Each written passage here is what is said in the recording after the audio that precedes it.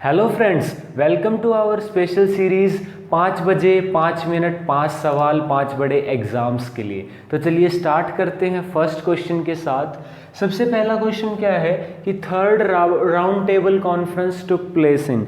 तो आपको पता है कि जब हमें आज़ादी नहीं मिली थी उससे पहले 3 राउंड टेबल कॉन्फ्रेंस भी हुई थी, तो उन पे कई बार क्वेश्चन पूछे गए हैं। तो सबसे पहले क्वेश्चन की बात करें तो थर्ड राउंड टेबल कॉन्फ्रेंस कब हुई थी? ये हुई थी नवंबर से लेके दिसंबर तक 1932 के अंदर।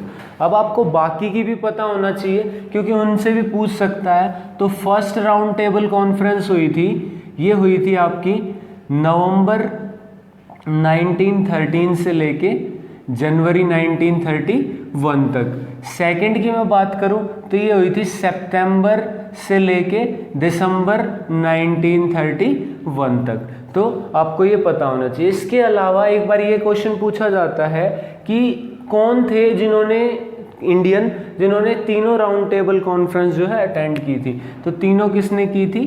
B R Ambedkar. ठीक है, बी आर अम्बेडकर जी ने तीनों अटेंड की थी। उसके बाद next, which martial art form is practised in Punjab and West Bengal. तो आपने देखा मार्शल आर्ट के ऊपर क्वेश्चन लेते हैं, काफ़ी पूछे जाते हैं इस पे। तो जो पंजाब और वेस्ट बंगाल दोनों में होती है उसका नाम क्या है? लाठी। इसके अलावा हमने प्रीवियस सेशन में कवर किया हुआ है कलारीपयट्टू, जो कि मार्शल आर्ट फॉर्म थी केरला की। थंगटा, जो कि मणिपुर की थी।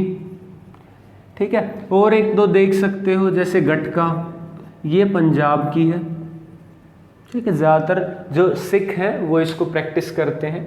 थर्ड क्वेश्चन आता है कि tidal mouth of a river where fresh and saline water get mixed is known as. तो इसको क्या कहते हैं? तो ये डेफिनेशन है किसकी? एस्चुरी की। किसकी डेफिनेशन है? एस्चुरी की। अब एस्चुरी क्या होता है? आपने डेल्टा सुना होगा। डेल्टा जो है रिवर बड़ी बड़ी, गंगा, ब्रह्मपुत्र, ये सब डेल्टा बनाती हैं। तो इसका मतलब क्या है कि ये बड़ी बड़ी रिवर जो इतना लॉन्ग डिस्टेंस ट्रेवल करके आती हैं, साथ में सेडिमेंट्स लेके आती हैं। जब ये सेडिमेंट्स जब बिल्कुल ये सी के अंदर मिक्स होने जाती हैं तो वहाँ पे सेडिमेंट डिपॉजिट हो जाता है, जिसकी वजह से आगे बहुत सारी, जैसे मान लो एक रिवर आ रही है तो सेडिमेंट्स इकट्ठा होते जाते हैं, जिसकी वजह से ऐसे पार्ट्स में जो है डिवाइड होती जाती है। ठीक है, बहुत सारी ऐसे पार्ट्स में डिवाइड होके समुद्र में या सी में मिक्स हो जाती है।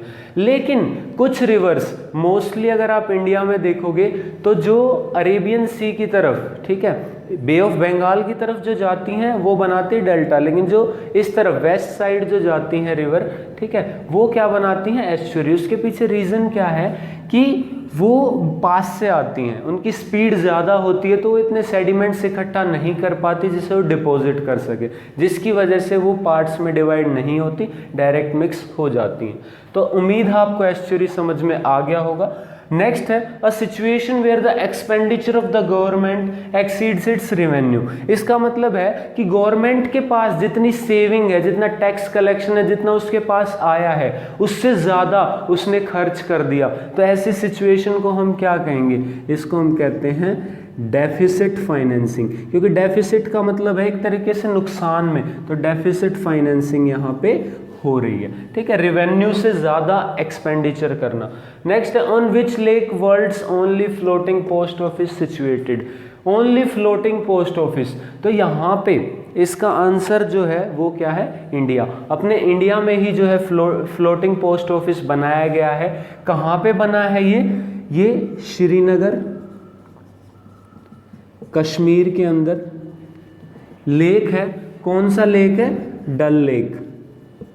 डल लेक के अंदर एक हाउसिंग बोट के ऊपर ये पोस्ट ऑफिस बनाया गया है। उम्मीद है आपको सारे क्वेश्चन क्लियर हुए होंगे।